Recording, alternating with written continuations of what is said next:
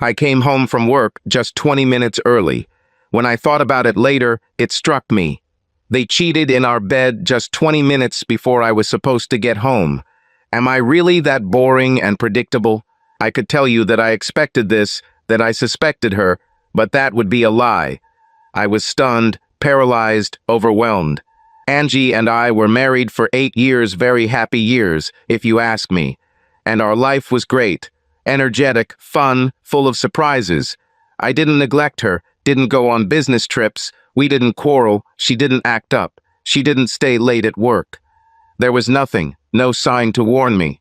Seeing an unfamiliar car in front of the house, I quietly slipped into the house.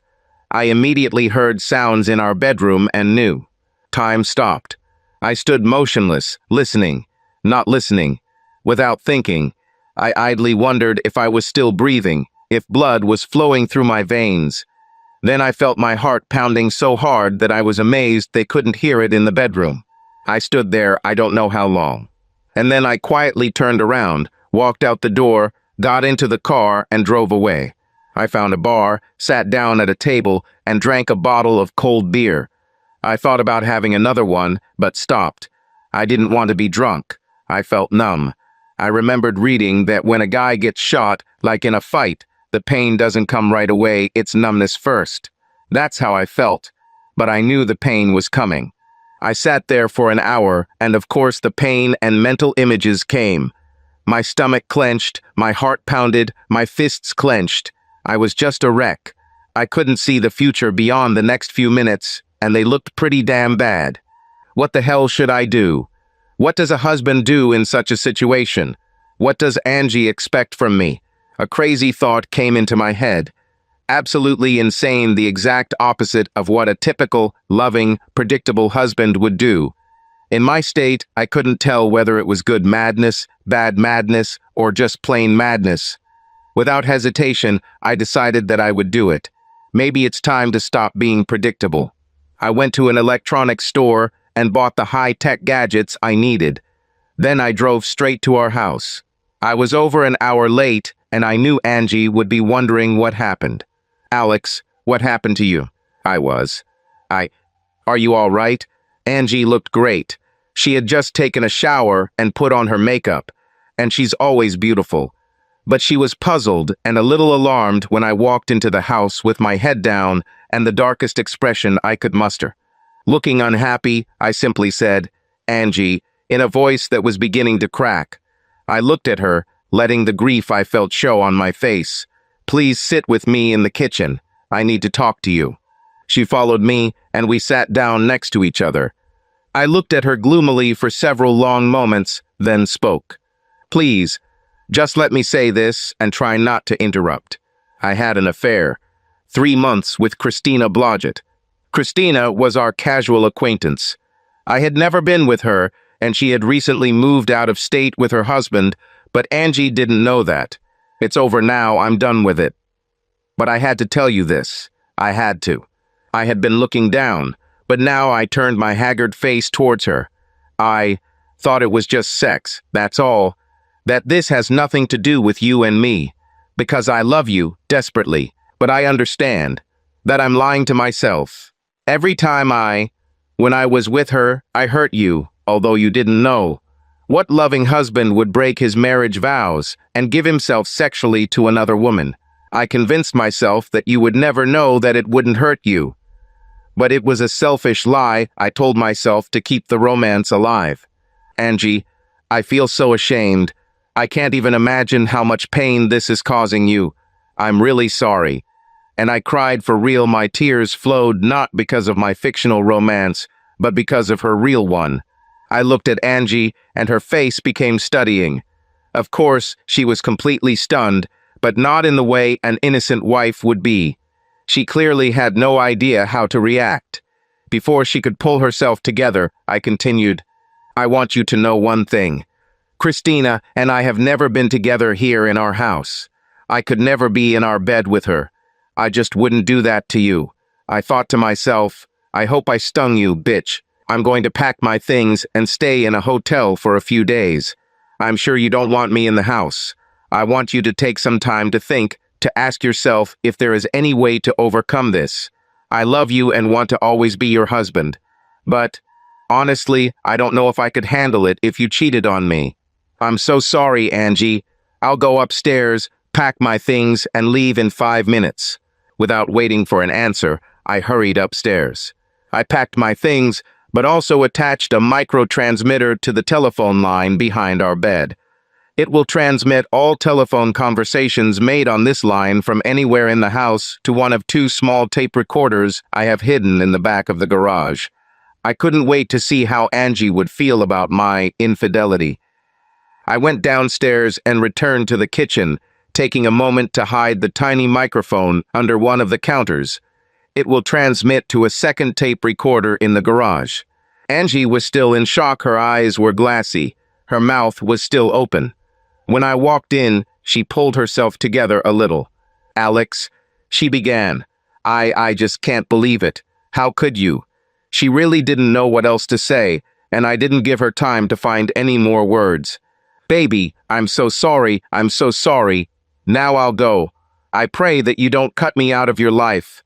I'll call you in a couple of days, and we can talk whenever you want. I love you." With these words, feeling guilty and ashamed, I kissed her forehead and left. I had never done anything stranger in my life, and I didn't know how I felt. Well, that's not entirely true. I knew I felt better than if I had just gone home and played the devoted husband by simply telling Angie what I had heard. I didn't want to hear her apologies, her explanations, or see her tears. I didn't want to be that cliché, horny husband. Am I still suffering? I was dying inside. I was beside myself with anger and even more with grief. But I felt a certain grim satisfaction in knowing that at the same time I was messing with her mind. So much for predictability. What did I hope to achieve? I'm not sure I knew it even after I did it. But I knew one thing. Angie's reaction over the next few days would determine whether we stayed married or whether I would kick her cheating ass. I went and had a quiet dinner alone. It seemed to me that the more time I gave Angie to think, the better. Her first instinct would be to get angry, to insult me for my crime. I wanted her to think it through. At best, I hoped that she would actually think about how bad it felt to be deceived. It might have been too much, but I wanted her to play home movies of me and Christina Blodgett in her head. I wanted her to feel hurt, empty as I was. Well, I don't know, it probably was. Does she still love me? Or were we just days away from an unexpected farewell scene? And even if she loved me, my revelations would not have caused her such pain. How could she feel the same pain as me when she was doing the same thing? It may seem like a simple turn is fair game, or even no harm, no foul. And I sure as hell didn't feel it. Anyway, I decided to wait a week before talking to Angie. For now, I'll let her stew and listen to the hidden tape recorders to find out what she's up to. I called my office and left a message that I urgently needed to leave town to take care of my sick mother and was using my accumulated personal and vacation days.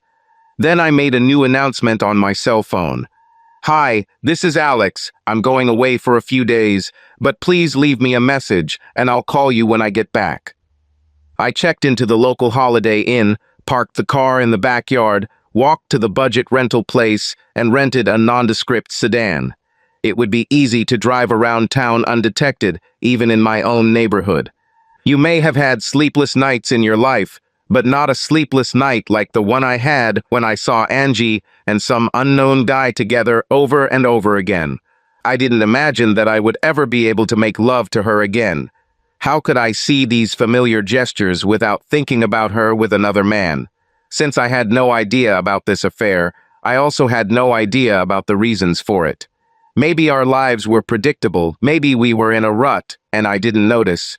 But I was so happy with her, and I thought she was happy too. That night, I didn't decide anything, but I didn't sleep either. After having breakfast at the motel, I drove to my house and parked a couple doors down. I waited until Angie left for work. 15 minutes later, I was inside and settled in the kitchen with 2 tape recorders. There was only one phone call about an hour after I left home. Angie called her best friend Connie and very emotionally asked her to come. Connie and her husband Brad were neighbors. He and I were just friends, but Angie and Connie were very close. When Connie arrived, Angie was in tears, and Connie asked, "Oh my God, Angie, what happened?" "A terrible thing happened. You will not believe it. Oh my God, did Alex really find out about you and Tommy?" "I wonder," I thought angrily. "Connie knows everything about this case." "No, Connie, it's even worse. Alex had an affair with Christina Blodgett. 3 whole months. Tonight he came home and confessed to me. He was crying. Connie, he looked broken. He said it was over, that he was very sorry, but he had to tell me the truth. I've never seen him so upset." There was silence for a few moments. Then Connie said, "Angie, you need to calm down. Let's think for a minute. Actually, I don't understand why it's so bad. Now you truly have the upper hand over him. If he ever finds out about you and Tommy, you can tell him it was all about getting revenge on you. It's like a map, free yourself from prison." Listening to this, I groaned to myself. "Thanks for your help, Connie," I thought. Angie said, "No, Connie, you don't understand. I feel completely defeated. It doesn't make any sense. I know I did it too. But just the thought of Alex with her is like a knife in the heart. You remember what she looks like, right? All this time I thought that Alex loved me and only me, and he slept with her. I can't believe how stupid I am for not noticing." Connie tried to calm Angie down, but it didn't work. Angie was overcome by the same destructive feelings that I was. "Connie, I just don't know what to do. I've been feeling like I'm going crazy for the last 2 hours. You know as well as I do that Tommy was just a fling, harmless fun. It meant nothing to me like you and Henry did last year. It was new information for me that Connie was also having an affair." Angie continued, "And I never really thought about what my affair might do to Alex. I just thought I'd be careful, and he'd never find out. Just like Brad never found out about you and Henry. You had a lot of fun, it's over, and your marriage is still great. But now..." She stopped, and I heard her crying. "Now I feel so torn apart. How can I trust him? This bastard, again. Everything. The special way we treat each other, the way he hugs me and talks to me. You know what I'm talking about. Oh shit, I could fucking kill him." "Listen, Angie," Connie said soothingly. "This is not the end. You said it yourself. Tommy is just a fling, and you still love Alex. Henry was just a passing fancy for me, but I still love Brad. If it was the same for Alex, why can't you both get over it?" Angie's voice sounded muffled. "Because now I understand what it's like, Connie. This is just killing me, my oh-so-predictable husband. You know how we joke that we can set his hours when he gets up, when he leaves for work, what he eats for breakfast every day. I guess I was wrong about all of this. I feel so used, Connie. I feel like he wiped his hands and threw me in the trash. Let me make us some coffee, Angie." For some time, not a word was heard, only the clinking of cups and the gurgle of water. From time to time, I heard Angie quietly crying. While they drank coffee, Connie tried to calm Angie down, but to no avail. When Connie left, she made Angie promise not to do anything rash. "Whatever you do, don't tell Alex about Tommy. Right now, he feels terrible about what he did, and that's what you need. This is the only way you can control the situation." Angie sighed. "I don't know, Connie. He was honest with me. I don't know if I can continue to lie to him. The only thing I know for sure is that Tommy and I are done. At least for now. Until I know if I still have my marriage, or even if I want it." I waited almost a whole week to call Angie. It was a long, surreal time in my life. I didn't call my friends because I didn't want sympathy or advice. I walked a lot in the forest alone, thinking or just wandering aimlessly. I tried to read a couple of books, but they didn't interest me. I went to see a new action thriller at the cinema, but left after half an hour. I thought as best I could about the future. The only decision I made for sure was that if Angie and I broke up, I would move away. I needed a fresh start somewhere away from my memories of happier times. I spoke with a divorce lawyer who was recommended by an old friend. It turns out that no-fault divorces between couples who don't have children are quite routine, all of which can be over within a few months until the property settlement is contested. I asked him to take action, get the initial paperwork ready, but not give it to Angie just yet. Instead, I kept the notice papers. I had the idea that I might personally drop them in her lap, depending on how things went. Living with Angie has made me happier than ever. She was loving, caring, and fun like no one I have ever been with. She made me laugh, and I seemed to make her laugh too. We felt easy and comfortable with each other. I always felt like myself with her, almost from our first date. And I figured it was because she liked the real me. I didn't have to put on an appearance or try to impress her. She teased me about the predictability of my habits, but respected my seriousness and sense of responsibility. First of all, I always trusted her. I considered her honest and loyal. So what now? Apparently, honest and true was worth about the same as WorldCom stock. I knew I still loved her. I just couldn't imagine a life where I couldn't trust her. More than anything else, I felt humiliated. When you cheat on someone, I told her, it is an act of hostility, albeit an unconscious one. You are passing something on to your spouse. You are making a fool out of him. And this feeling of superiority, that you are aware of a secret that they do not know, infects all relationships. I couldn't believe Angie didn't secretly think a little worse of me. Her love for me was mixed with a little condescension and contempt. How could I ever forgive her for this? Every day, after making sure that Angie was not at home, I returned home and listened to the tape recorders. The day after her conversation with Connie, Angie called Tommy and told him that their romance was ending.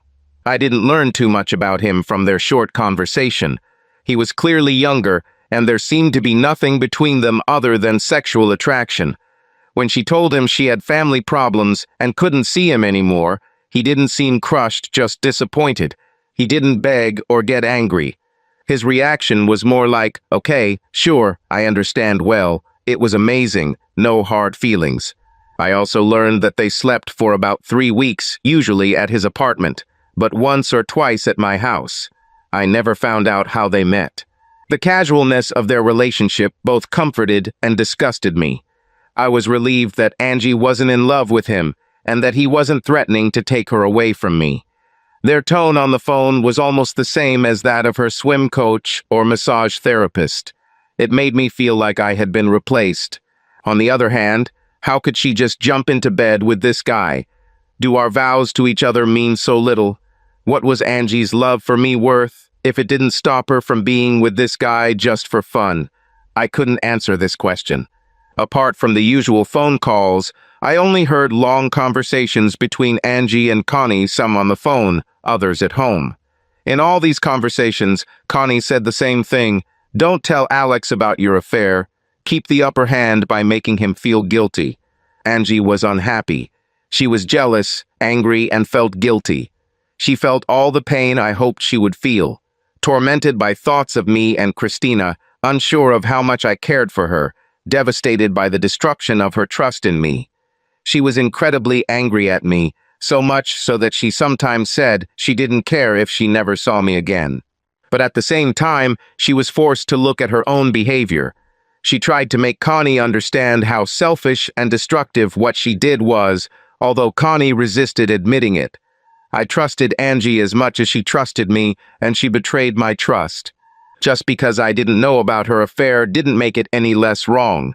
She admitted out loud that cheating made her think worse of me, even though it wasn't my fault. After 5-6 days, Angie was still no closer to deciding what to do. Connie basically told her not to confess, but to attack me, but Angie wasn't convinced. I was a little surprised that Angie didn't even try to call me. I wouldn't answer the phone if she called, but I would know about the call. I assumed that she felt that as the guilty party, I was the one who should have called her first. Exactly a week after my confession, I came home at Forzo and cooked a nice dinner for myself and Angie while waiting for her to get home from work. I picked a day when I knew Connie wouldn't be around because she was dating her husband. I did not want any interference in what promised to be a painful confrontation. Angie walked in cautiously around 5:45. She saw a strange car in front of the house and had no idea who might be in the house. She gasped in shock when she saw me and the dining room. The table was covered with a tablecloth, candles, and 2 sets of our expensive porcelain. I stood at the stove in an apron and stirred something.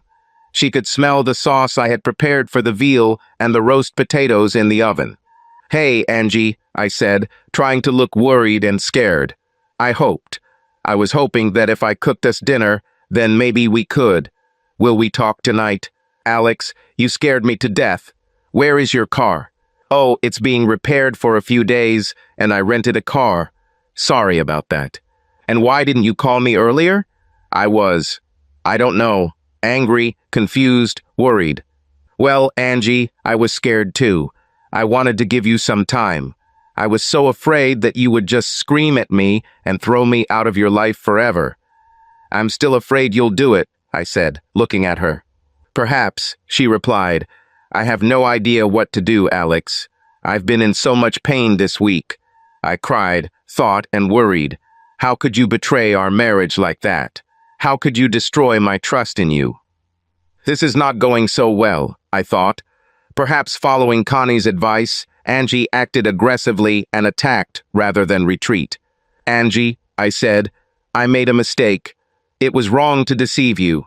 This is the worst thing I have ever done, and I will regret it for the rest of my life. I'm here tonight in hopes that we can discuss this and see if there is a chance for our marriage. You may think that I don't know what you went through last week, but believe me, I do." She began to answer angrily. "Damn it, Alex, how can you know what I went through?" Then she suddenly changed her tone. "I'm sorry," she said more calmly, almost tiredly. "Looks like a wonderful dinner. Why don't we eat and then try to talk about everything?" At dinner, we both relaxed a little, managing to talk about neutral topics. Her job, our families, how her brother's new company is going. I told her I was taking some time off to try to work things out. She asked where I was staying, and I told her about the Holiday Inn. "It was pretty lonely there," I said with a sad smile. "Yes, it was pretty bad here too," she answered with an almost sad expression on her face. I was waiting. I wanted one of two things: for Angie to confess to me about her affair, or for her to continue to suffer, thinking that I, too, had cheated. When she remained silent, I pushed her. "Well, what should we do? Do you want to ask me something? Is there something you want to tell me?" I'll never know what she might have said because the kitchen door suddenly opened and we heard Connie's voice. "Angie, are you there?" She entered the dining room, saw us, and immediately attacked me. "Alex, what are you doing here? You had the nerve to come back here. Do you know how poor Angie suffered?" I tried to contain my irritation. Damn it, she was supposed to be with Brad today. Angie had the same thought. "Connie, I thought you and Brad were going to dinner." "Oh, he works late, and we had to postpone it." "Angie, you're not going to let Alex talk you into coming back to the house, are you?" I began to see an opportunity to use Connie's surprise visit to my advantage. I could argue with her, allowing her to say all the things that a smug and innocent wife might say. "Connie," I said quietly, "I know you're Angie's friend, but I'm not sure it's any of your business." "Oh no," she flared up. "Who do you think held your wife's hand, brought her coffee, listened to her cry? Do you have any idea how this last week has been for her?" "Yes, Connie, I know," I answered, and Angie said, "Connie, please calm down." "No, I won't calm down," Connie insisted. "Alex, cheating on Angie and then throwing it in her face is the worst thing you could do to her. How could you be so heartless?" I remained calm. "Are you saying that it would have been better if I had had an affair and not told Angie about it? Would that fix everything?" It startled her. She looked less confident, a little embarrassed. I also noticed that Angie blushed and turned away from us for a moment. Pulling herself together, Connie exclaimed, "No, Alex, that's not what I meant." "Okay, Connie, please help me understand. Is it wrong for a married man to have an affair behind his partner's back? Or is it okay if your partner never finds out? Or are you saying that revealing the truth about the affair only makes things worse? Please clear this up for me." I watched Angie while Connie and I argued. She seemed determined and also happy to let Connie speak for her. At the moment, this also suited me quite well. Despite her predicament, Connie remained aggressive. "It's not difficult, Alex. You cheated on Angie. It was wrong, it was disgusting. Even if you didn't tell her, it would be a terrible violation of her trust. But I have to wonder if your confession was just to get rid of your own guilt." Angie was clearly not happy to hear this. "Connie," I said, "I think what you're saying is that cheating isn't so bad as long as it's a secret, but when you admit it, it's even worse. Do you agree with this, Angie?" My wife looked worried. "I don't know exactly what I think. I just know that ever since you told me about you and Christina, I was just beside myself. It's terrible what you put me through. Okay, let me ask you as directly as I can. Should I have kept my affair with Christina a secret from you, just ended it and left you in the dark forever?" Before she could respond, Connie interrupted the conversation. "The answer is no, Alex. You'd always have a secret over Angie, a nasty, dirty secret. You'd always feel a slight contempt for her, knowing you had something hot going on, and she was too blind to notice. Don't you see how this humiliates her?" I didn't answer, although I was delighted with her answer, and there was silence for a long minute. "Okay, Connie, I think I understand what you mean. But I think now is the time to leave Angie and I alone. We have a lot of difficult things to go through, just the two of us." Connie looked at Angie, who nodded at her. "Yes, Connie, thank you for being such a good friend, but Alex and I need to talk alone." Connie reluctantly said goodbye and left. When I turned back to Angie, she looked even more confused than usual. I asked her to wash the dishes while I went and made coffee. I poured us 2 cups and took them to the table. "Angie, what should we do? What do you want me to do? Do we have any chance?" "Honestly, Alex, I have no idea. It's harder than you think. I never thought that anything you ever told me could make me so unhappy, so confused. Was I wrong to tell you about my affair, Angie? Should I have hidden this from you?" "No," she exclaimed, suddenly bursting into tears. "No, doing it behind my back would be even worse. Oh God, I think I'm going crazy." I leaned over and took her hand, holding it tenderly as she sobbed for several minutes. Finally, she calmed down enough to say, "Alex, I think it's best for you to leave. I know we haven't discussed this yet, but I don't think so. I'm just not ready for this yet. Can we meet in a couple of days?" I knew she was struggling with the dilemma of whether or not I should confess the truth, and it was very important to me that she did so. "Of course, Angie. How about I cook dinner here again on Friday?" "No, Alex, this time I want to cook." We quickly said goodbye. I kissed her on the cheek, hesitantly, as if doubting whether I dared, and left. All evening Angie behaved completely differently than an innocent, deceived wife. There was little shouting, no angry accusations. Of course, I knew why she didn't act like that. She wasn't innocent. But I wondered if she thought how strange it was that she didn't express any rage at what I had done. Over the next 2 days, Angie and Connie continued their conversations. Connie persistently tried to persuade Angie not to admit her affair, and Angie felt insecure and lost. It was clear that my arguments in the argument with Connie were putting pressure on Angie, but neither she nor I knew what she would do in the end.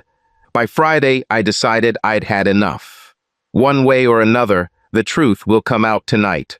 I was hoping for Angie's honesty, but if I don't get it, I swear to God she'll get it from me. I suddenly realized that I almost felt sorry for her. I knew exactly what her pain was like too well, almost. But my pain was the result of her real affair, and hers was just temporary suffering, which, in my opinion, she deserved least of all. When I walked into the house that evening, our roles seemed to be reversed. I was tired of playing the submissive, guilty husband and walked in feeling relaxed. Angie should have been the angry victim, but she looked tense and worried. "Hi, Angie," I said and kissed her cheek again. "You look great, and dinner smells great. Is there anything I can do to help?" "No, thanks, Alex. Maybe pour some wine. It's in the refrigerator. I'll serve the plates now." As on Wednesday, We silently agreed not to touch on the main issue during lunch. Instead, we ate, talked lightly, and enjoyed Angie's cooking. As we sat over coffee, I decided to start first.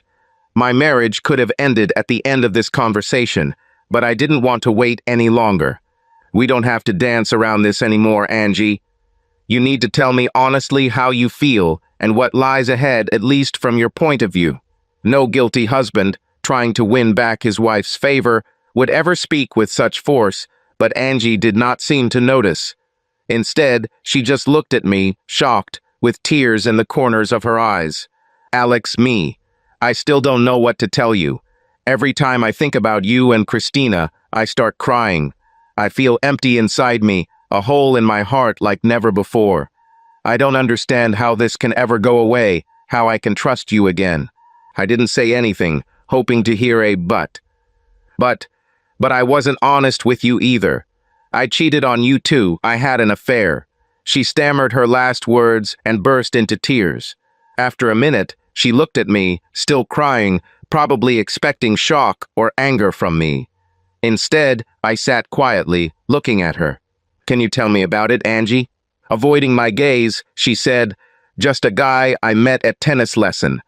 We used to have a couple of drinks after class, and he would always flirt with me.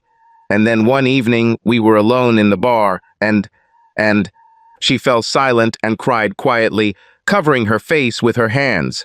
Then she looked up. Wait a minute, damn it, Alex. Here I am confessing to you, but you have never told me anything about yourself. Christina, don't I deserve the truth too? Well, first of all, Angie, have you noticed that you never asked me about this? But yes, you also deserve the complete truth from me, and I have two things to tell you. Firstly, I already knew about your novel. I came home a little early last week and saw you in our bed, Angie. And secondly, I never had an affair with Christina Blodgett. She and her husband moved to Vancouver last January. I made it all up. Angie, I never cheated on you, never. Angie looked at me, not only stunned, but also incomprehensible. Wait a minute, did you lie to me, Alex? Then, when my first statement startled her, the color drained from her face. She stared at me, her embarrassment giving way to shame. You saw us? She whispered. Yes, I answered coldly, feeling pent-up anger overcome me. Yes, Angie. And I left. And an hour later, I came back here and told you a crazy story about me and Christina Blodgett. I wanted you to feel at least a little of that pain, that sadness that I felt. I could tell she was struggling to put it all together. She looked completely confused, which wasn't hard to understand. I waited a couple of minutes and then continued. Angie, we still have a lot of conversations. Please call me when you're ready and I'll come back to the house. But it better happen soon, and you better be ready to be completely honest with me. Otherwise, this marriage is over. I got up and, without looking back, left the house and drove away. I didn't forget about the divorce papers in my pocket. I decided not to take them out. As angry as I wasn't ready to take that step yet. Angie's confession didn't make everything better because nothing could. But she was honest, perhaps loving me meanther more than just an opportunity to dominate me as an innocent victim.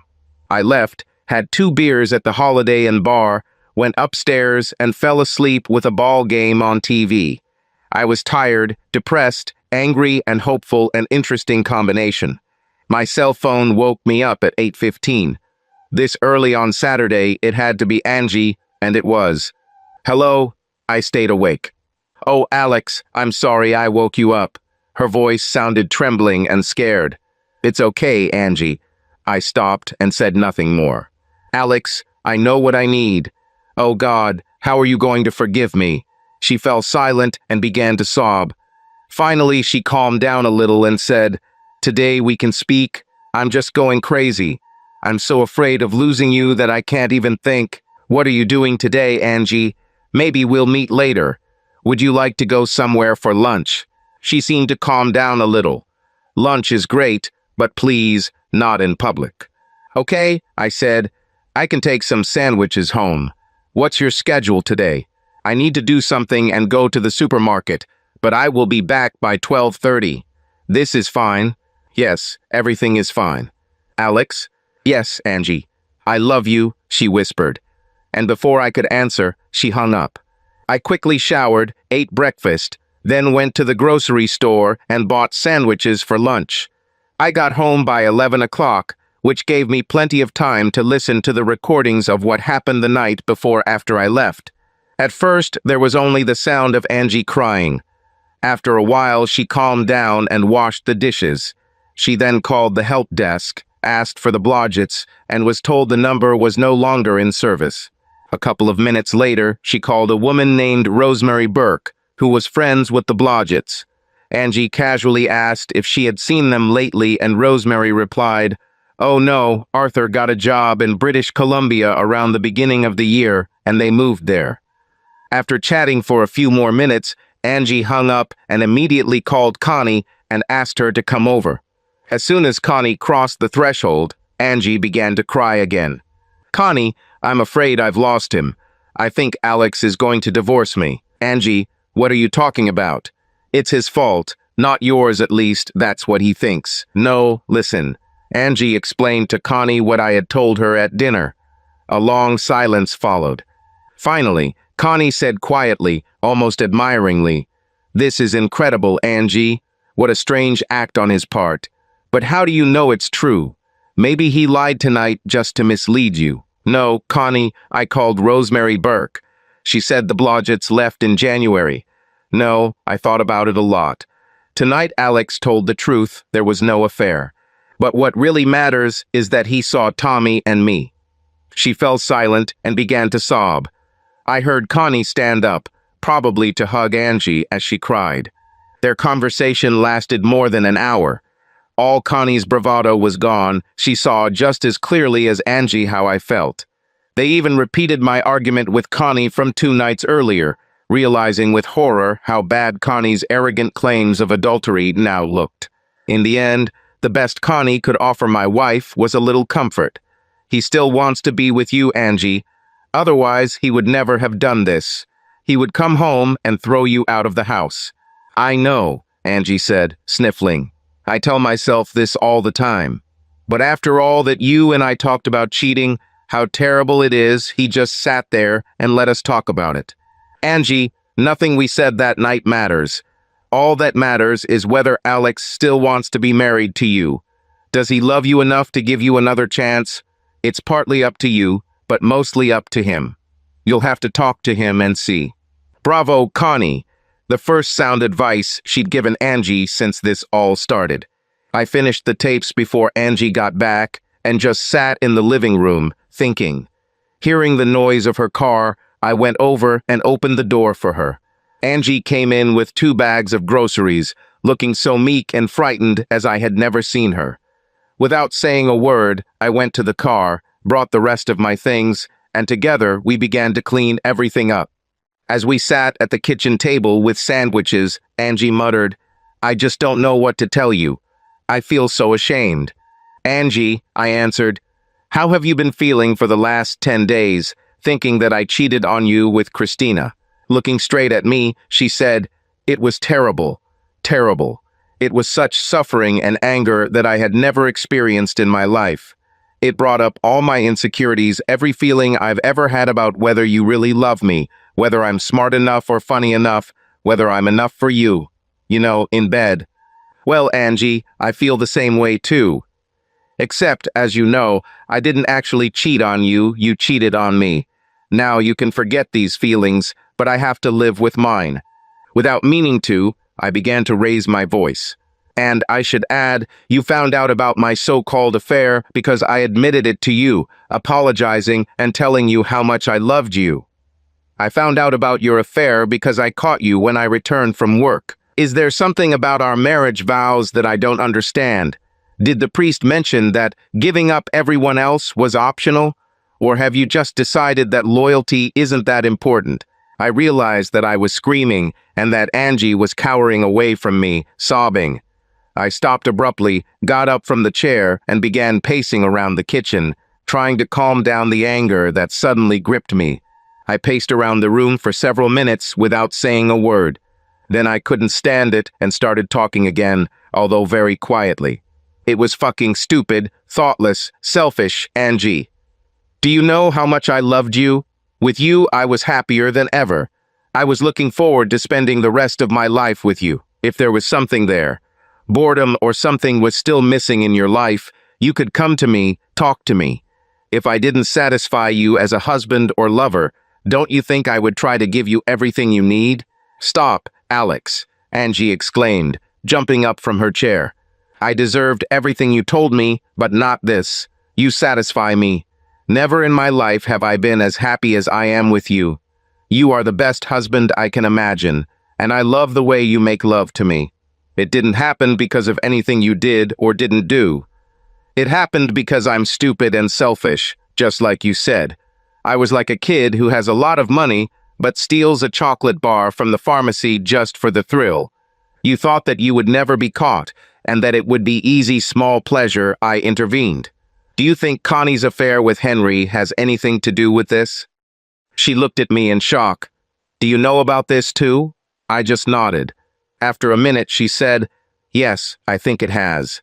Connie kept talking and telling me how cool it was. And then she ended it without Brad ever finding out, and their marriage was better than ever. She told me, blushing slightly, that it had really spiced up their sex life. And that's why you decided that you'd like some of this yourself? I asked more calmly. She stared at the floor. Yes, probably. I mean, I've never even thought about a novel before, other than idle fantasies about Brad Pitt or something like that. But what Connie did made it more possible. I went back and sat down, waiting, and finally Angie told me the story she had started the night before. Tommy was in her tennis class, and they went out for drinks every week. One evening they were alone, and he pestered her. Then I didn't give up, but I didn't close the door either, Alex. Probably because I was thinking about Connie. And I was so damn stupid, I was sure I could do it like her, and you'd never know. And what happened to him? I fell silent, but I wasn't going to let her leave without telling me. It's all over with Tommy. I called him and offered to end our relationship. The day you found out. Okay, I insisted. What happened to him then? She avoided my gaze. We met 6 times. It was exciting because it was someone new after 8 years, and I knew it was wrong. Remember what Connie said to me that night when you both thought I was having an affair? You would always have some contempt for her, knowing that there was something hot going on behind your back, and she was too blind to notice it. Well, isn't it true? Was there some condescending feeling in him, my dear wife? She silently lowered her eyes, and I continued my attack. Tell me what was more fun. I didn't exactly scream, but my voice was loud and cold, and I'm sure my angry face was terrifying. Angie backed away from me, as far away, on the other side of the kitchen, as she could. Seeing her frightened face, I immediately threw out all my rage. I felt exhausted and terribly sad. We were silent for several minutes. Angie, if nothing good has happened in the last 10 days, at least my lies about Christina Blodgett made you see a side of me, feel what it's like when the person you love cheats on you behind your back. I don't know what to do now. I don't have the slightest idea. I love you very much, but I'm furious and hurt, and I don't know if I can ever trust you again, or how I can make love to you again. Why don't you decide what you would do if I were caught cheating? When you think about it, let me know and we can talk again. I don't see how we can get any further today. And I headed towards the door. I heard her scream, Alex, please wait. But when I turned around, she just sighed. No, everything is fine. I will do what you ask of me. But Alex, don't you want to go home? I mean, you could ask me to leave. That seems fair. No, Angie, I don't want to stay in this house anymore. Of course, not in our bed or in the guest room, knowing why I'm here. I'll stay at the Holiday Inn for now. If necessary, I will find an apartment. As I left, I heard her cry quietly again. I drove back to the Holiday Inn with conflicting thoughts running through my head. I knew I loved Angie and that she was sorry. I also knew that I was angry with her. I knew I wanted our marriage to survive this. I also knew that I couldn't imagine ever being able to trust her again. I quickly packed my things, checked out, and went to the airport. Within 45 minutes, I had my ticket and checked in for my flight to Florida. I was planning to spend a few days on Sanibel Island, at a resort that had come highly recommended to me several years ago by friends. While waiting for my flight, I called my boss at work and had a somewhat irritated conversation with him. No wonder he was angry when I told him I would be taking 2 more weeks off for personal reasons. He actually threatened to fire me. "John," I said calmly, "my marriage is in trouble and I need time to figure out if it will survive. You know as well as I do that I have been your most trusted employee for nearly 10 years, and I have gotten the company out of some sticky problems. Ross and Ed from my department are aware of all our projects, and they can continue the work in my absence. I also know, and you also know, that if you fire me, then in 2 weeks I will have another good job. It will take you much longer to find someone as competent as me to take my place." There was silence. I was telling the truth, and John knew it. Finally, he said heavily, "I don't like this, but I think I understand. Please come back as soon as possible, okay?" Smiling to myself, I replied, "If I don't need these 2 weeks, I'll be back sooner, I promise." By 8 p.m., I was settled into a nice room overlooking the pool at the resort. I decided not to worry about money for now. I was Mr. Conservative for years, saving money for the kids' college fund, even though we didn't have kids yet. It was now far from clear that I would even have a marriage, and I had no intention of continuing to be a fanatic in building my nest. The pool was big and gorgeous, and it tempted me. I put on my swimming trunks, went downstairs, and did 40 laps. I was a swimmer in college, and although I was long past competitive fitness, I still loved the feeling of floating through the water. I decided to make sure that every day I spent here I got a good workout in the pool. Even if nothing else works out, by the end of my stay, I will be in much better shape than before. I spent the next day relaxing and trying not to think about Angie. I got up late, had breakfast by the pool, went for a long walk, had lunch, and then took a nap. I drove around the area in the afternoon, just enjoying the warm sun, and then came back and did a lap in the late afternoon when the pool was less crowded. I had dinner at the hotel's restaurant on the veranda, then sat at the bar for a while, sipping a beer and watching the ball game on TV. To my surprise, I soon had company. A very attractive brunette in her early 20s sat down 2 chairs away. After ordering a drink, she started talking to me.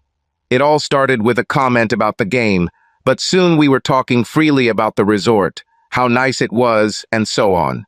I was a little taken aback by her obvious interest in me. I'm pretty good looking, but I'm definitely not used to glamorous women in tight, revealing dresses trying to pick me up. A little later, I invited her to sit at a quieter table, and she happily agreed. The conversation continued as she asked me about my work and where I was from. She also asked about my wedding ring, and I admitted that I was there without my wife and that we had some troubles. When I asked about her work, she gave me a long, slow, very sexy smile. "I do personal services," she said after a minute. This cleared things up pretty well for me. I asked, "Can I be a potential recipient of your personal services?" "Absolutely," she replied, still smiling. "Just say the word." I've never been with a woman for money and never thought about it. But at that moment, I was definitely interested. Nicole was beautiful, and there was a magnificent body, well framed by her tight dress. I hadn't had sex for over 2 weeks, and of course at that moment, I wasn't held feeling of devotion to Angie. A few minutes later, we were already in my room. The next day, I walked a lot and thought a lot. I came to Florida on a sudden impulse. I went to bed with Nicole, obeying a sudden impulse. My first instinct was to bring Angie here. Of course, I was still angry at Angie, but I also knew that I was still in love with her and I miss her. Suddenly, I was ready to talk to her to see if we could find a way to make our marriage work again. I had enough time alone. I went into town, found a travel agency, bought a plane ticket for Angie, and sent it to her. Then I returned to the hotel and called her. "Hi, Angie. This is Alex. How are you doing? I'm very glad to hear from you, dear. I was going to call you, but it was hard for me to muster the courage. Would you like to meet and talk? Well, listen, I'm in Florida. I took a day off from work. I sent you a ticket, and I want you to come to me for a week. Alex, wow, this sounds great, but I'm not sure I can just quit everything at work and get on a plane. Angie, I've been thinking a lot, and you probably do too. We need to see if we can save our marriage. This is much more important than your work and mine. I told John he could fire me if he had to, but I was going to Florida. If you get fired, you can find another job. We both know you're the best paralegal in the entire firm. At the very least, you can probably find another job easier than a new husband. There was silence. Then Angie said slowly, "That's not like you, Alex. What happened to the firm, careful, reliable man I was married to all these years? I'm not sure I'm him anymore, Angie. Now I'm the guy who decides what he wants and then makes the decisions. It's very important to me that you come here. I have a good number for us, and I sent you a ticket for tomorrow. If our marriage means as much to you as it does to me, you will come." And again silence. Then she hesitantly added, "Okay, honey. It scares me, but I'll be there." "Fine. I will meet you at the airport when you arrive. Bye, Angie." I didn't have a clear plan. This wasn't serious old Alex, Mr. Predictable, who was always planning. All I was striving for now were my feelings. I felt like Angie and I needed to be together if we were going to solve this problem. I also felt like we needed to have sex again, and I was damn sure I wasn't ready to do that with Angie in my own house, yet after hearing her there with Tommy. All day I thought about what Angie and I needed to say to each other, but nothing came to mind. Finally, I stopped worrying about it, took a lap in the pool, took a shower, and went after her. Angie looked lovely and nervous as she stepped off the plane. She pulled out one of her most beautiful summer dresses from the closet. Her hair was up, and she was ready for Florida. But she was also pale, and I saw how she looked at me warily as I approached. "Hi, Angie," I said warmly and kissed her tenderly. She was surprised and delighted and pressed herself against me for a moment. "Can I do it again, please?" she asked, and I obeyed. On the way back to the hotel, we chatted amicably. I showed her the room and allowed her to clean up, after which we went down to the veranda to have a nice dinner. We didn't talk about anything important, as if by mutual unspoken agreement. She told me how she had argued with her boss about her sudden request for a week off, but it wasn't that hard to convince him. I realized there was some pause as Angie, and I even went so far as to have dinner together. After dinner, we walked around the hotel grounds. I showed her the pool and told her about my daily routine. Then we went upstairs. Angie became more and more nervous as we got ready for bed. After sex, Angie hugged me tenderly, smiling into my eyes. "Alex, thank you for loving me so much. Honestly, I couldn't help but think, oh yeah, how does this compare to old Tommy?" But I restrained myself and just smiled at her. We curled up comfortably and soon fell asleep. The next morning, we had breakfast on the veranda and then walked around the resort grounds. I was looking for a comfortable place to talk and found a bench in the shade. As I led us to the bench, Angie's wariness returned. She knew just as well as I that we were about to have a serious conversation, and she was hardly looking forward to it. "Angie, I'm glad we're here, and I'm glad what happened yesterday. It was definitely a good first step. But we need to talk about something, and I'm sure it will be difficult for a while. I don't even know if we can get through this." Angie just nodded, looking serious and unhappy. "First of all," I continued, "I think we should try to be as honest as possible with each other. We both feel painful things. I'm angry and hurt, wondering how I can trust you again, and I'm sure you feel guilty and afraid for our marriage. I know we need to talk, Alex, and I will try my best. Please just give me a chance to make things right. Angie, I had sex with a girl for money a couple of nights ago." "Oh God, Alex," she gasped. "I won't lie to you and pretend that I didn't do it. I didn't plan on it, but she picked me up at a bar, and when she suggested, I said yes. And I won't tell you that I feel guilty. I'm still in so much pain, Angie, thinking about you and Tommy. I can't get it out of my head, so I did it. I felt like I deserved some fun too. And at this point, there's not much point in denying yourself because of Angie's devotion, is there? I sat quietly, watching Angie. She didn't cry, but her face was pale and her jaw was tightly clenched. Tears were just around the corner. I decided to wait for her to speak, no matter how long it took. Finally, she said, "I think I understand this, Alex. How could you not get hurt and not want to hit me back?" "No, Angie," I said. "It wasn't about you. It wasn't revenge, and I didn't do it to get in your face. I guess I'm tired of being Mr. Bay's responsible, Mr. Birchie predictable, the guy you can always count on to take care of others. I had an opportunity for something exciting, something enjoyable, and I took it." I sat in silence for a while, then spoke again. "Wait, that's not true. I didn't quite understand correctly. Angie, I'm trying to be honest. Let me start from the beginning. It's absolutely true that I didn't have sex with Nicole to hurt you, but it's not true that it had nothing to do with you. Of course, you were on my mind while I was with her. In the same way, I don't believe that you had an affair with Tommy to hurt me, but that doesn't mean he had nothing to do with me. I was on your mind every time you were with him, right? It wasn't like a single woman was just having an affair. And I think you have to admit that part of the excitement was that you did it behind my back." Angie looked at me worriedly. "Alex," she said with a slight tremble in her voice, "you've changed a lot lately, so much so that I'm surprised how little I know you. You've never been so direct before, like you're holding nothing back when you talk to me. And you seem, maybe stronger or colder. Yes, okay, that's probably true. But I think you've changed too, Angie." There was bitterness in my voice.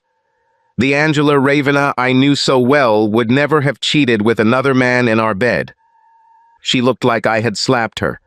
A minute later, she began to cry and covered her face with her hands. I heard her say, "Sorry, sorry," between sobs. I slid over to her and hugged her, letting her cry. We didn't say a word for a long time. When Angie had cried, she sat up and wiped her face with a napkin. "Alex, before you left, you asked me to think about what I would do if you did it. You had an affair. I've thought about this a lot, and I have answers for you. I'd like to share them with you after lunch, if you don't mind." I nodded, and then she said, "Is it okay if you have lunch here? I'd like to go, wash, and have lunch alone in the room. This will give me time to collect myself." We agreed that I would come in an hour, and she left. When I returned to our room, Angie was already waiting for me. She took a shower, combed her hair, and no longer looked as sad and lost as before. She asked me to sit on the sofa, and she sat opposite me in a large chair, holding a notepad and pen in her hands. She was wearing the glasses she always wore at work, which gave her a sassy secretarial look that I secretly adored. "Alex, I thought about this a lot. I think what you really wanted me to think about was how I would feel if you did this, and how I could cope with these feelings. So I set up 3 columns. The first is what I will feel, the second is what you should feel, and the third is what I will try to do." As she sat there, glasses perched on her nose, explaining her neat little system to me, sounding just like the top-notch, highly organized paralegal that was so prized in her job, my heart just swelled with love for her. I was so angry and hurt that it was hard to remember how much I loved Angie or even why. This reminder of another side of her work ethic, and her organized, efficient approach to problem-solving brought home to me why she was so special to me, and why it was worth trying to save our marriage.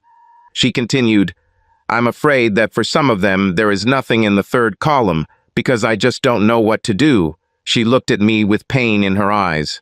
"So I'll just read the article in the 1st column and the article in the 2nd, and then if there's something in the 3rd column, I'll read that too."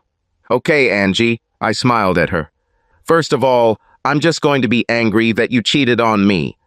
And I know you're angry, Alex, and I deserve it. Then I would like to know how you could justify or explain such a terrible act.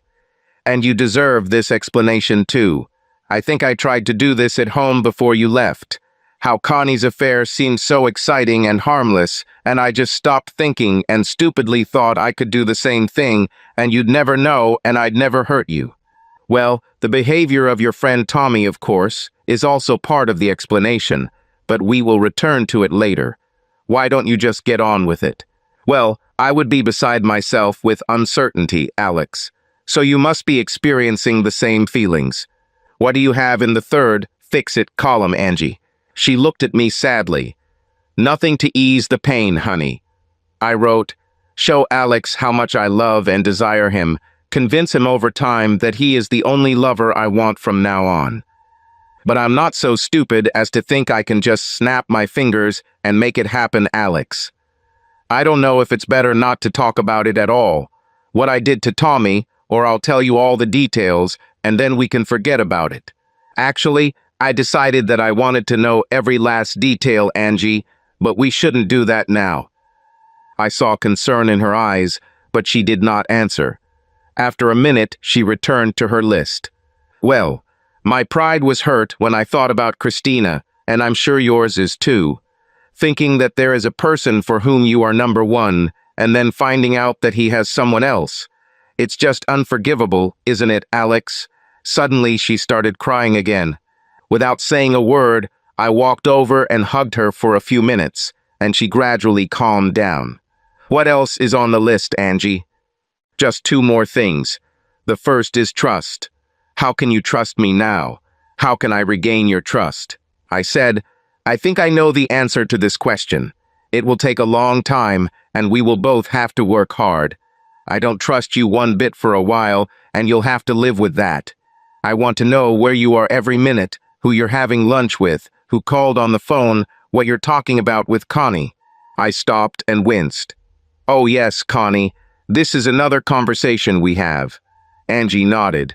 The last thing, Alex, is confidence. I used to believe that you had all my love and my desire, that you were my first and only choice as a husband, lover, and best friend. And I screwed up and took away it's yours, and now I need to find a way to give it all back to you again. She glared at me, her cheeks still damp. And I will do it, Alex. Just look at me, I'll do it. Every day you let me stay in your life, I will show you how much you mean to me and how sorry I am for hurting you. She suddenly stood up, walked straight to me, and fell into my lap, hugging me tightly. You are my best lover, my best friend. You are the only man I want, and if you let me, I will prove it to you every single day. We spent the rest of the day in bed, only separating for a leisurely dinner in our room. I even missed swimming for the first time all week. The next day, after a casual breakfast in the sun, we had another serious conversation, and I shared with Angie what I had been thinking about our return. I need to hear about you and Tommy, Angie, and I'll tell you why. What I wish you could do is just call off your affair with him, just erase it somehow. But this is impossible, so I decided I wanted us to rewrite it. She looked at me confused and I said, don't worry, I'll explain. But first, can you tell me how it started? Miserably but willingly, she told me a story, part of which I had already heard. A tennis lesson, a casual drink, then an evening in a group, an evening when they were alone and he began to pester her. I said, no, Alex, but I didn't stop it. And he continued to pursue me, not too forcefully, but persistently. On the night of my last tennis lesson, he walked me from the bar to the car and kissed me. And I let him, Alex. It was a short kiss, but we both knew what it meant. And the next week he called me and said we should play tennis together just to keep up our skills in class. He's a high school physics teacher, so he's always free after about 2:30 p.m. I agreed to take the day off and meet him at his house, and then we would go play tennis. She looked at me, and the pain was clear on her face. I have no excuses, Alex. He took the lead. Tommy was the one who did it, but I knew what I was doing too. What else do you know about Tommy? Well, he's a physics teacher, as I said, and he's from Buffalo. And he's engaged, although that obviously doesn't mean he's faithful to his fiancée. She made the last remark with bitterness. After a moment, I said, okay, Angie, that's what I meant by rewriting. I want you and me to recreate what you did with Tommy. I'll ask you to write down for me the details of every time you were together. What you did, where, what it was like, who took the lead, everything. And then I want you and me to do all this in the same places and in the same ways. This may sound completely crazy, but this is the best thing I can think of to cancel your affair. Angie looked at me with a very serious expression on her face. Yes, Alex, it sounds crazy, but it makes sense to me too. If you give me some time today, I will write down everything you asked. But can I ask you one favor? I nodded, and she said, will you be able to read what I write down when we are lying in bed, when I am in your arms, after we made love? One way or another, I will be less afraid. How will you react when you read it? I smiled and said, of course, Angie. Then she asked me another question. Alex, you said, all the same places. Are you saying that we will make love in Tommy's apartment? How can we do this? I gave her an evil smile and said, leave this little detail to me. After lunch, we parted for several hours. Angie sat in the room and made her list, not an easy and unpleasant task, I'm sure. I made a couple of phone calls, then did a lap in the pool. In just a few days, my stamina had already improved, and I vowed to myself that I would continue my pool routine at home. We had 3 more days together at the resort before we had to return to our work, and we enjoyed most of them. For a while, I didn't bring up this terrible list, and we just played. We swam, lay in the sun, went out to eat, and spent a lot of time either talking or making love. We also had some good conversations about our marriage. Before her affair, we both thought we were doing great, but oddly enough, our conversations showed us both that things were a little outdated. We loved and appreciated each other, but each of us was a little lazy in expressing it. Some of this is inevitable. Of course, being married is not the same as dating. After all, but we agreed we could do better. We would go out to dinner from time to time, relax on the weekends, sometimes go for walks in the park in the evenings. We had a lot of ideas about how we could be more considerate of each other once we started thinking about it. Angie suggested planning an Alex, or Angie night, where the person whose night it was would have everything he or she wanted. Finally, we started talking about expanding the family. We both looked forward to having children and always felt like we would know when the time came. Angie, I still want to have children, but only after I know that our marriage will continue, and I don't think I'll be sure of that anytime soon. She simply nodded with a meek expression. I can't blame you, Alex. That's what I was worried about when I thought you were having an affair with Christina. How can I have children with a man I don't trust? And now you are in this position. I took her hand and smiled. Yes, but I'm looking forward to not being in it. This week has been amazing, Angie. It didn't make all my anger go away, but it did remind me how much I love you. She leaned over and kissed me, holding me tightly to her. When we broke apart, I said, one more thing. When I feel like we're back, that we're really going to be okay, you'll know. Because I'll come to you and say, Angie, let's have a baby. As we sat together on the plane home, I felt myself becoming more and more tense. My time with Angie, despite the circumstances, felt like a honeymoon. She was loving and passionate, desperate to show me how much I meant to her and how much she wanted me. In 1,000 ways, I remembered how much I loved her and why. But it was in Florida, at a beautiful resort, 1,000 miles from our normal lives, and from the house where she cheated with someone else. I had serious doubts about how well my love feelings would survive when we returned home. Each of us would return to work with the stresses that it brought. And most importantly, I will again not know every minute where Angie is and what she is doing. I'll either have to start trusting her or drive myself crazy. Angie must have felt the same way I did. During the flight, she held my hand for several hours and looked at me every now and then with increasing concern. Finally, just before we were about to land, she turned to me and tightened her grip on my hand. Darling, she said quietly, almost in a whisper, please don't leave me now. Please believe everything I told you in Florida and remember everything we did. I know it will be difficult. I can tell some of what you're thinking just by looking at your face. But I'm still the same Angie who adores you, who would give anything to make up for what she did. Please give me a chance." I looked into her face, saw tears in her eyes, and forced myself to smile. "I'll give you a chance, Angie, I promise." "You're right, I'm stressing out just thinking about what it's going to be like. But let's both try to remember what the past week was like." She smiled at me, brought my hand to her lips, and kissed me fiercely. "Agreed," she said. As we hauled our suitcases into the hallway of our house, I stopped and took Angie's hand. "Honey, I would like us to spend the night in the guest room for now. I'm not ready to go back to our bedroom yet, but I want you with me." She nodded, looking concerned, but not surprised. "It's okay, Alex. I was afraid that you would want to sleep separately from me." We unpacked, got comfortable, had a lazy dinner, and went through the mail that had accumulated. When I heard the phone ring, I immediately thought, "Connie," I shouted to Angie, "don't answer, okay? Just let her know." I had a feeling it was Connie calling, and I didn't want either of us to answer until we talked about her. She instantly blushed. "Okay, Alex. What I want to say is quite simple. Connie is your close friend, and you have the right to have the friends you want. On the other hand, I partly blame her for your affair. Not that it wasn't your choice or your responsibility, but having Connie fill your ears with the delights of her own adultery certainly didn't help. So I won't ask you to stop dating her.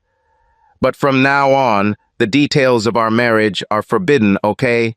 I'm sure she'll want to know all about our trip and how we're getting on. You can tell her that we had a good time and that we're working on getting through this.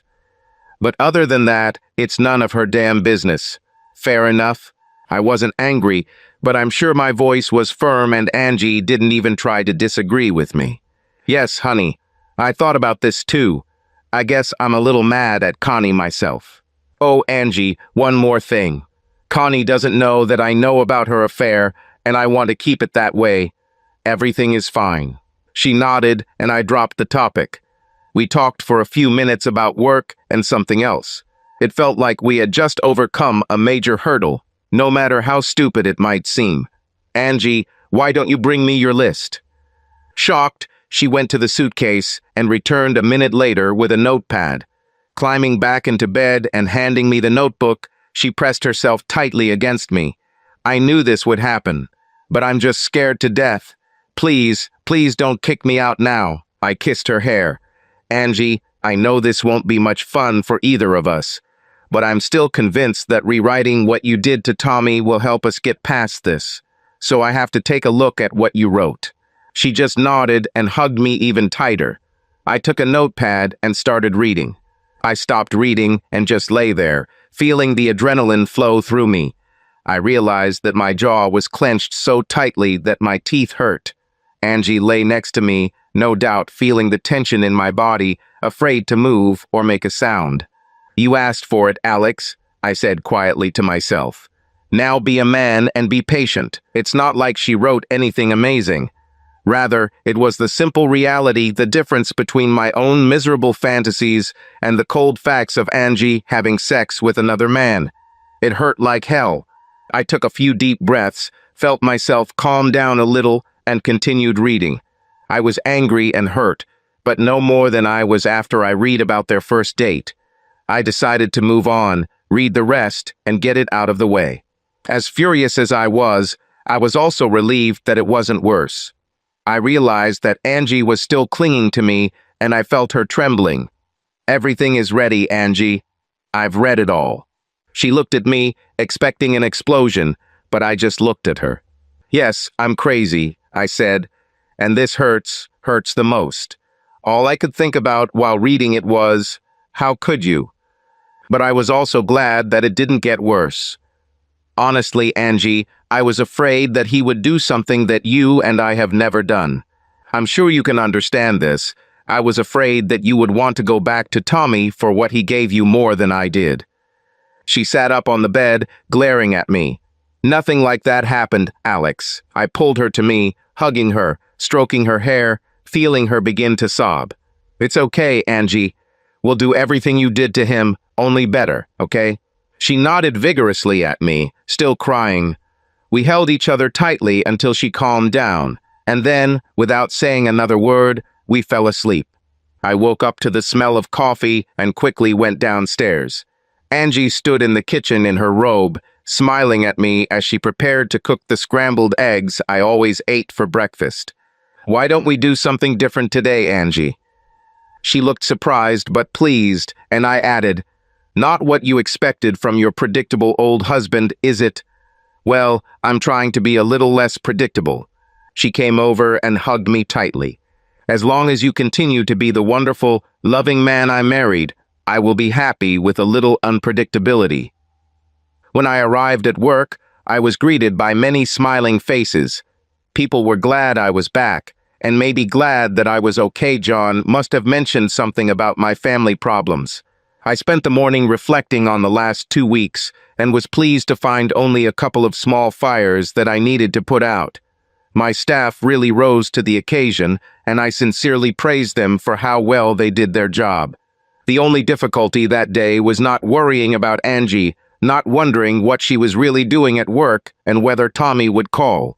It was hard to believe she would do this, but when your trust is gone, it's awfully easy to imagine the worst.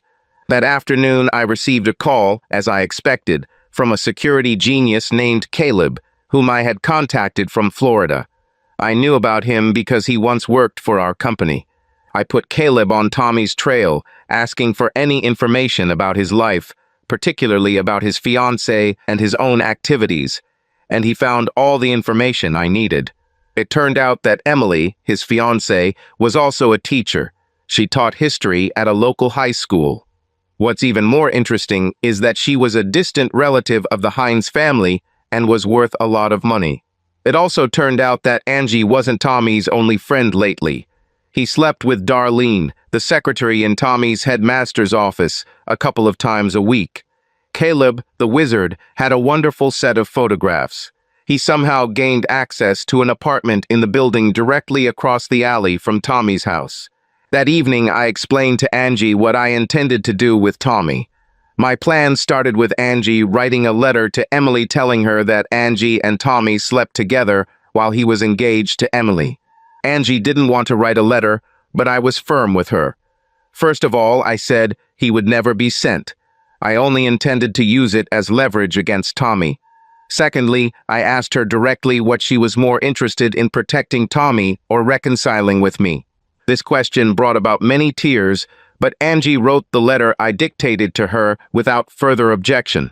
Later that evening, I set up a new Hotmail account and sent Tommy an email. Using a fictitious name, I introduced myself as the superintendent of a nearby school district. I had heard about what a good teacher Tommy was and was interested in possibly hiring him at one of my schools for a significant raise, of course. Since poaching a teacher in the middle of the year was a bit uncool, I suggested we meet privately one afternoon this week to discuss the possibilities. We met on Thursday afternoon at a local cafe. Tommy was a big guy with an open face, reddish hair, and bright blue eyes. He wasn't particularly handsome, but I could see that women might find him attractive. After we shook hands, he immediately started asking about work. I raised my hand to stop him, said, "Why don't you read this first?" and handed him a photocopy of Angie's letter. After a few seconds, he looked at me, embarrassed and angry. "What the hell is this?" he hissed, trying to speak more quietly. Without losing my cool, I said, "Just read the rest, Tommy, and then we'll discuss everything. And you should know that there are several more copies of this letter, all of them in the hands of my friends, all of them ready to be mailed if anything happens to me or Angie." When Tommy finished reading the letter, his face flushed with rage. Finally, he put it down and stared at me. "Okay, asshole, what does this all mean?" I smiled. "First of all, let me introduce myself. I'm Alex Ravena, Angie's husband. Secondly, you had an affair with my wife, and I'm not happy about it. Thirdly, you are engaged to a very rich young lady, and if she sees this letter, you will be completely screwed." "How am I doing, Tommy?" There was silence as he stared at me, no doubt considering his options. He didn't have many. "Emily will never believe this letter anyway. I could convince her that it's all bullshit." About, I answered.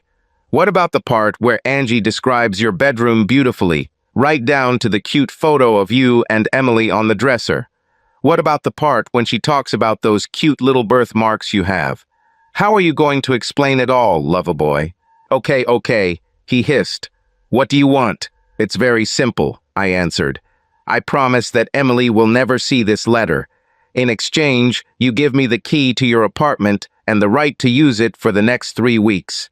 What the hell are you talking about? You slept with my wife in your apartment, Tommy. Now I'm going to do it with her in your apartment. Then we'll finish. After this, you will not see or hear from me again. I will return the key to you, and all copies of this letter will go straight to the trash bin. He sat and looked at me, no doubt wondering why he got off so easily. And that's all? 3 weeks, and then I'm done with you. I nodded. How do I know that you won't send the letter anyway? Good question, Tommy, I said. You'll have to trust me. But you don't have much choice, do you? I give you my word, as soon as these 3 weeks are over, you will get your key back, and Angie and I will disappear from your life. There was silence again. Then he reluctantly said, okay, but when will you use my apartment? Only on weekdays, that's when you were there with Angie, right?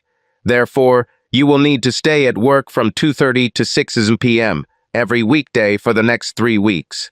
Nights and weekends are all yours. Do what you want. After a few more questions and answers, we stood up together. There was a hardware store 3 stores away, and Tommy told them to copy the keys to his apartment. He handed them to me sullenly. Smiling, I handed him a copy of Angie's letter. You can get rid of this, I have more. Today is the 3rd. If you don't play stupid games with me, Tommy, I'll send these keys back to you on the 24th. I waited to see if he would say anything else. But he didn't. Shrugging, he turned and left. I found myself whistling as I entered the house. I must be feeling better. Walking into the kitchen, I saw Angie at the stove and Connie at the table. Both women turned to me with a guilty look. I said hi and walked over to kiss Angie. Before I could even talk to Connie, she said, "Look, I have to go. I hope to see you both soon." She seemed terribly strange to me, Angie, I said after a minute. What's happening? Connie arrived about an hour ago, and we chatted a little. As you can imagine, she asked a lot of questions, but I fought off most of them. I told her that we were working on our relationship, and that we had a good time in Florida.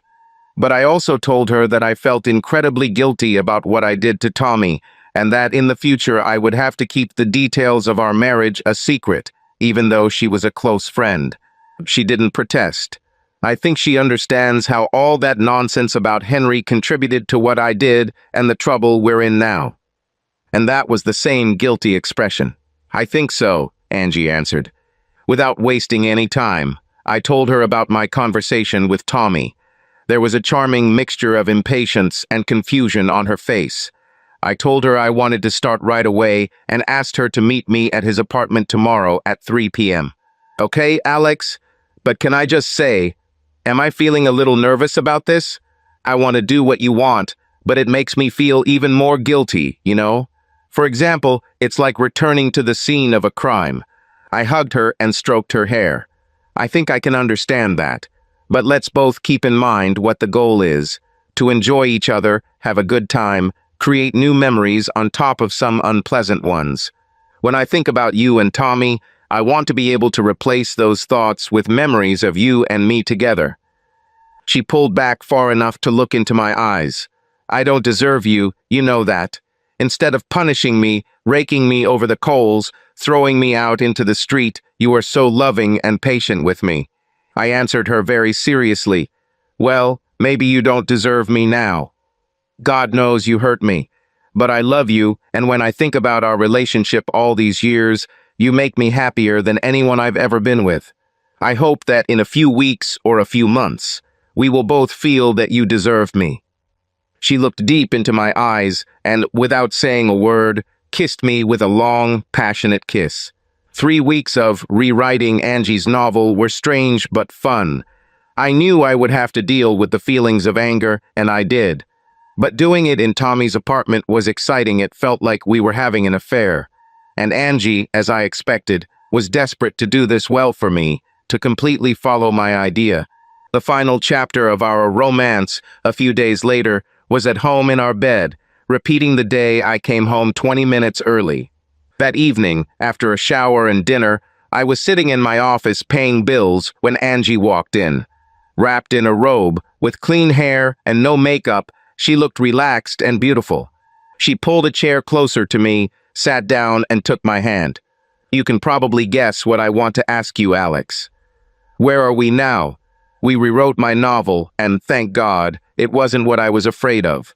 It was exciting and loving and intense, and it forced some wonderful memories to crowd out others. It still kills me what I did. What did I do to you? And I love you more than I can express in words because you didn't just divorce me, for finding a way to be together, for making me feel like I'm worth it. But I'm still a little scared, and I don't know what's on your mind. I gently pulled her into my lap, and she snuggled close to me, resting her head on my shoulder. I only think about the fact that I love you, and that if you cheat on me again, I will kill you. I said this without heat, and then kissed her hair. I can't say that I'm done with what you did, of course, not completely. But I made the decision that we should try to stay together, that you are worth it, as you said, and it still seems like the right decision. I think you should still be afraid, but only a little. And you should know that I still find it very difficult to trust you, and it will probably be that way for a long time. But I know you love me, Angie. I know that you want to be with me, and you are trying your best to show me this. And I know that you make me happy. She didn't say anything else, and we sat in silence for a long time, hugging each other. About a week later, I had the conversation I had been waiting for with Connie. Angie called and invited her to coffee, but when she arrived, Angie was no longer there, and I was waiting for her. "Come in, Connie," I asked Angie to call you. "I'd like to talk for a few minutes." She looked surprised and a little worried when I poured us 2 cups. I sat and looked at her. "How is your friend Henry?" She gasped and put the cup down so hard that the coffee splashed onto the table. Her face was pale, and she asked, "Who is Henry?" in a trembling voice. I just laughed. "Not too convincing, Connie. Henry was the name of the guy you slept with regularly for a few months last year, remember him? Which Brad never found out about.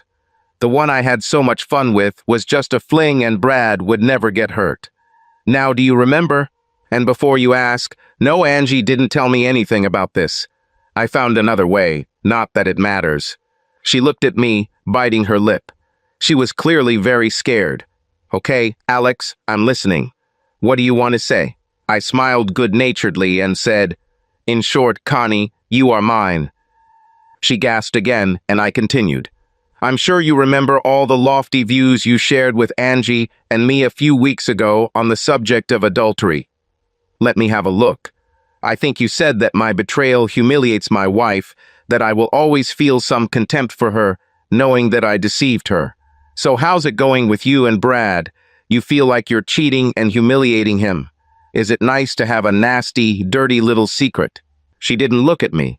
"That's what you told me, Connie, about my fake affair with Christina Blodgett. You said it's wrong, it's disgusting. Even if I hadn't told Angie, it would have been a terrible violation. Her trust. So, Connie, now we have to figure out how to deal with your terrible, despicable breach of trust, don't we?" Her hands were shaking. "Are you going to tell Brad, Alex? He will divorce me. You know how it will be. Do you want this?" I waited in silence for a long time, allowing her to study my impassive face. Finally, I said, "No, Connie, I like Brad, and I don't want to see him suffer the way I have suffered these past few weeks. He loves you and apparently trusts you. I don't see anything good in ruining his feelings and his happiness. But I feel like some kind of reckoning is inevitable, don't you? Since we agree that what you did was despicable, a violation of trust, don't you owe Brad something?" She started to look a little less scared. If you don't tell Brad, Alex, I'll do whatever you ask. What I mean is very simple, Connie. You're going to make it up to him. You're about to start a campaign to make Brad Williamson the most loved, most pampered, most valuable, and most satisfied man in the Midwest. Of course, you will have to act very carefully. If you act too harshly, he will probably wonder if you have something that makes you feel guilty. It would defeat the whole purpose. But you will cook his favorite dinners more often. Tell him more often that you love him. Go play golf or watch football with him more often. And most importantly, fulfill all his wishes more often. She began to smile slightly. Obviously, what I had in mind was much less onerous than what she was afraid of. And if he suspects something, Connie, you can give him a simple answer. Honey, I saw what Alex and Angie were going through, how close she was to losing him, and it just scared me. I love you so much, and I want you to never forget this. He'll buy your every word. Connie, trust me. Especially if you keep him tired and happy in bed. Just one more thing. I'm not going to take any of this for granted. Brad and I will communicate regularly. I'm sure he won't be able to resist asking how Angie and I are doing, and I'll respond by casually asking how things are going between him and you. I don't want to hear that everything is fine or about the same as always. I expect to see big smiles and hear happy stories. Is that clear? Connie looked at me silently for a minute.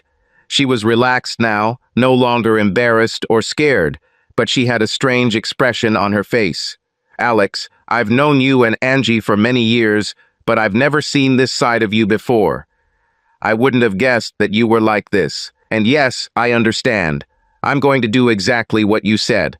Trust me, Brad will give you glowing accounts of our marriage in no time. Okay, I said.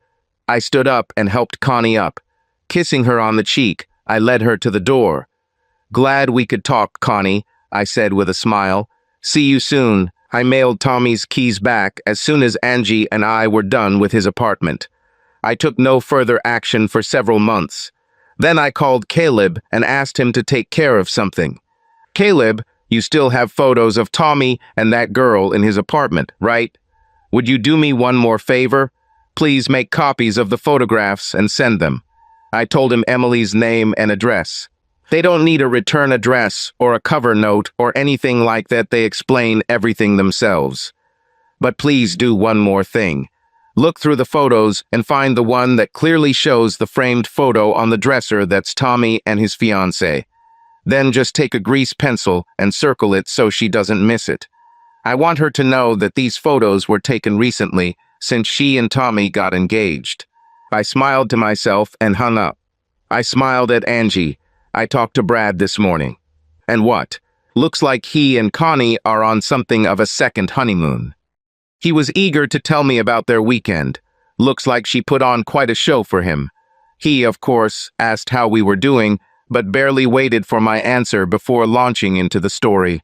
I guess we can conclude that Connie is keeping her end of the bargain. Angie smiled back at me. How are we doing, Alex?